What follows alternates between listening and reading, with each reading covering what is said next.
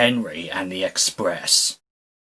Dear friends, when I went to see Henry recently, he was moaning about not having had a book to himself for ages. Yes, I agreed. There is the story about patching up your smoke box. And the time my wheel broke, he interrupted. What about when you came out of the works before you've been properly painted? I said. You wouldn't, he said. But I would. And I have. It might teach Henry not to try to tell me what to do. The author, Christopher Audrey. Out of puff. The Express is a long, heavy train. Gordon usually pulls it, but only as far as the other railway. Another engine takes the coaches from there to London. It is an important train too, and must always run, whatever happens. If Gordon is ill or busy somewhere else, James or Henry have the chance to pull it. They try their best and do it well. Too well, perhaps, because sometimes the importance of the occasion goes to their smoke boxes and makes them boastful. One day, Henry was feeling pleased with himself. He had run the Express to time, and the Fat Controller had congratulated him. I don't know what the Fat Controller would do without me, he said importantly in the shed that evening. Have you a care, warned Douglas. Too much puff about yourself, and you'll maybe run out of puff someday. Pooh, scoffed Henry. I pulled 2 trains and a failed diesel once, and the Fat Controller said I was an enterprising engine. Aye, I mean it well, agreed Donald. I took the goods train on your recall. But Dougie is right. Puff goes before a fall. The Scottish twins were wasting their own puff, of course, because Henry took no notice whatsoever. A little later, the railway had to begin using a new sort of coal. It was dusty and burned with clouds of thick black smoke. The Fat Controller was cross, and the engines didn't like it either. Filthy rubbish, they grumbled. The new coal made more ash too. Before long, all the engines begin to have pains in their smoke boxes. Hot ash collected there and gave them the most awful indigestion. One evening, Henry felt dreadful when he came back to the shed. His fireman had to clean an enormous pile of ash from his smoke box before he felt better. But the next day, Henry couldn't make steam properly. He struggled to Edward's station, but could go no further. Douglas was there. I can't breathe, Henry wheezed. Out of puff, are you? Asked Douglas. Dinna say we dinna warn ya. Henry couldn't answer. Douglas took his train for him. The fireman cleaned away more ashes, but when he tried to close Henry's smokebox door, it didn't make the air tight fit as it should have done. Those hot ashes have bent your smokebox door, he said. Air is coming in, so you can't breathe properly through your fire. But I know how we can cure it. He filled a bucket with water. Then he fetched all the old newspapers he could find from the station bookstore. The driver helped him tear it into strips, which they soaked in the water. What are you doing? Asked Henry anxiously. Making something called paper mache, explained the driver. When this water is soggy enough, we shall paste it in your air leak so that you can breathe better. It won't last forever, but it will get us home. Oh, said Henry unhappily. His driver was right. When the job was done, Henry felt much better, and even the driver and fireman were surprised how well he steamed. We'll have to get the Fat Controller to make it permanent, they joked. Henry went very carefully, and reached the shed without mishap. His story was there before him, of course. Donald and Douglas didn't say anything, but now and then made sort of breathless puffing noises. Henry thought they must have a very odd sense of humor. Overhaul. What you need, Henry, the Fat Controller told him, is an overhaul. Yes, sir, agreed Henry. Does this mean I have to go away to Crewe again, sir? The Fat Controller laughed. Not this time, he said. You won't believe this, Henry, but nowadays the people at Crew couldn't do the work you need. Henry stared, and the Fat Controller laughed again. Don't worry, he said. We can do everything at my works. All I have to do is get you there.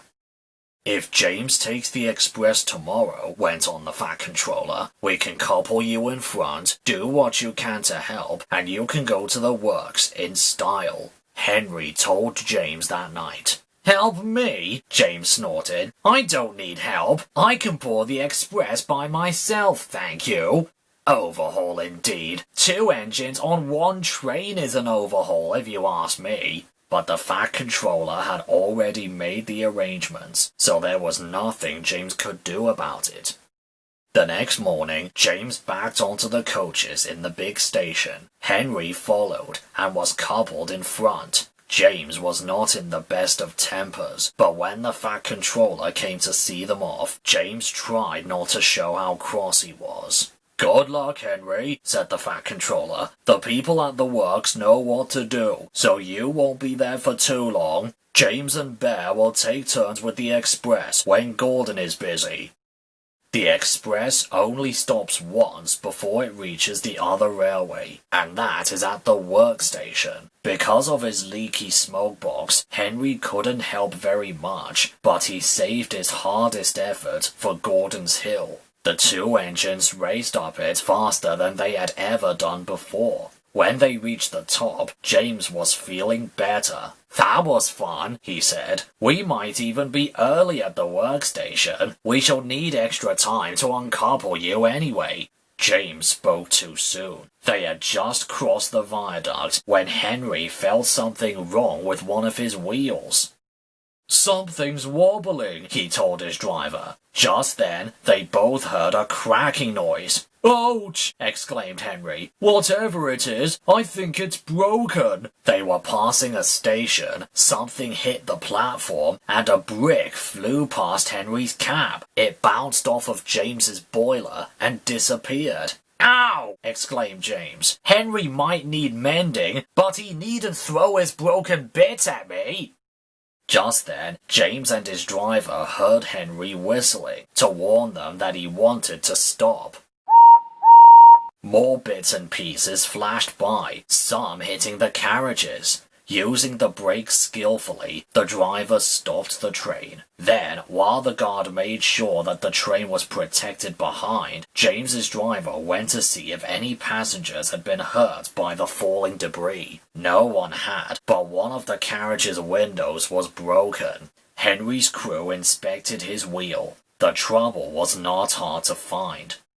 Your wheel has a steel rim called a tire, Henry's fireman told him. It has broken and come off. It's a miracle it didn't do more damage. James pushed Henry into a siding and went back to the train. An overhaul, is it? Grinned James as he passed. It sounds as if you need retiring, you poor old thing. He guffawed loudly at his own wit and puffed away. Henry smiled to himself. I don't know about retiring, he chuckled. I certainly feel tired. Sliding scales. Because Henry was at the works, the other engines had to help with the flying kipper too. This is a special train of vans filled with boxes of fish, which goes to markets in London and other places on the mainland. James didn't like the flying kipper. All those smelly vans, he complained one morning. You can't get the smell off your tender for weeks. I'm very fond of a good kipper, remarked his driver. You're welcome to it, retorted James. A right old misery today, aren't you? Said his fireman. You got out of the shed by the wrong door this morning, and no mistake. Now get a move on, or the Fat Controller will give you something to moan about. Groaning horribly on the curves, James went slowly down to the harbour. The vans for the train were already in the shed, while men in aprons worked busily, loading them with boxes of fish. "Oh," said James, wrinkling his nose.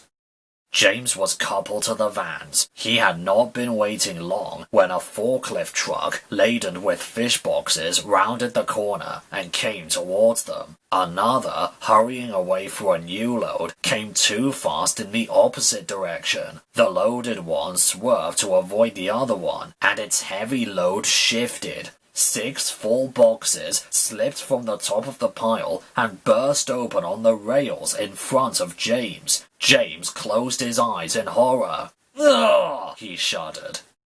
Broken fish and boxes lay everywhere. For once, James was right. The smell was not nice. Luckily, there was plenty of time for the men to clear up the mess before James had to leave. "A good thing those boxes didn't fall on you, James," said his driver, winking at the fireman. James shuddered again. The idea was too awful to think about. At last, all was ready, and the guard showed his green lamp. "Thank goodness," said James to himself. There was a speed limit in the harbour area, so James could not start quickly. The train seemed heavier than usual tonight too, so that when he reached the spot where the fish boxes had burst, he was moving at no more but walking pace. The rails seemed clean, but oil and scales from the spilt fish were still there, coating them in a slippery film. As soon as James reached the place, his driving wheels, with nothing to grip, began to spin helplessly. James did his best, but the heavy vans dragged him to a standstill. He found he could move neither forward or back. "Fish!" exclaimed James in disgust. Men brought hoses and washed the rails. James grew very wet and very uncomfortable. Then they put sand on the rails in front of each driving wheel, and James was, at last, able to move his train. He was very late, but at least he was off the fish quay. To say he was glad would be putting it mildly. Henry sees red. Henry found life boring at the works. The men worked hard to make him better, but it seemed ages before he was ready. At last, however, when he had passed all the tests to make sure he was mended properly, men came to repaint him. But Henry saw that instead of nice green paint, they had something very different in their paint pots. "That's not right," protested Henry. "The Fat Controller wants me to be green with red stripes, not red all over like tomato sauce." The painters laughed. "You'd look very handsome, Henry," they said. "But don't worry, this paint is a special sort of undercoat. You shall have proper green with red stripes before you're finished." "Undercoat?" muttered Henry in disgust. "Whatever would the other engines say if they saw me looking like this?" The men laughed and carried on painting. Early the next morning, his driver came. "Wake up, Henry," he said. "There's an emergency at the big station, and the Fat Controller says you are to help." "But I can't go like this," exclaimed Henry. "They'd all laugh like anything." "No choice," said his driver. "The diesel pulling the express has failed, and the Fat Controller needs you to take over. It's either us or a long walk for the passengers, and you know the Fat Controller wouldn't like that." The fireman raised steam as quickly as he could, and Henry, blushing with embarrassment, set off for the big station. The Fat Controller was pleased to see him. "I feel so silly looking like this," complained Henry. The Fat Controller laughed. "You do look unusual, Henry," he agreed, "but you have helped me out of an awful situation, so don't worry about it." But Henry did worry. Soon, too soon for Henry, it was time to start. The express was heavy, and Henry felt the drag of the coaches. "We'll need help on Gordon's Hill today," remarked his driver. But they were in trouble earlier than that. As they approached Edward Station, the brakes went wrong on the last coach of the train, and they had to stop and uncouple it. To make matters worse, Donald, who should have been there to help, had been called away. Henry had to push the coach into the siding himself, and without Donald, there was no one to help him up the hill. Never mind, comforted his driver. You can do it. You're an enterprising engine, remember? Henry snorted. He didn't feel very enterprising just then. The men at the works had mended Henry well. His driver gave him as good a start as he could. It was hard going, but now Henry felt fired with determination. Let them laugh at my red paint, he snorted. I'll show 'em. Slowly, he struggled upwards. I can do it! I can do it! I can do it! He panted. Oh dear, will the top never come? Then, suddenly, there it was.